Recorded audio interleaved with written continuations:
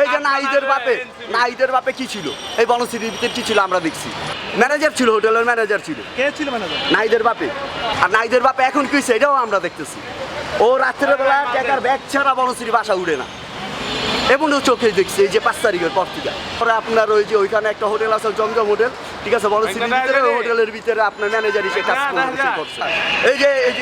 এই যে 5 তারিখের পরে সে মানে টাকার কুমির হয়ে গেছে গা ওই আপনার ওই যে বনশ্রী এরিয়া আছে এরিয়ার ভিতরে সব 10তলা বিল্ডিং ওইটার ভিতর কতটি ফ্ল্যাট এক লগে এসে কিনছে ঠিক আছে জায়গা কিনা ভরা লাইছে বনশ্রীর ভিতরে ফ্ল্যাট শুধু সে কিনা লাইছে কুড়ি কোটি টাকার মালিক হয়ে গেছে গা আর এখন নতুন ব্যবসা জমি চাঁদাবাজি করে না এই কাঠটা বানাইলে লগে লগে ঘুরে কাঠ বানা এনে রাত 9টার দিকে আইলে পাউন যাবে সাইজান করে একটা কাঠ এনে জুলাইবো জুলাই কয় টাকা দে নাইলে দোকান বন্ধ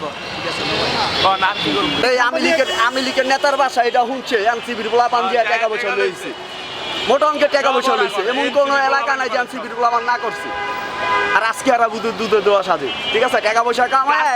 একদম হাজার হাজার কোটি টাকার মালিক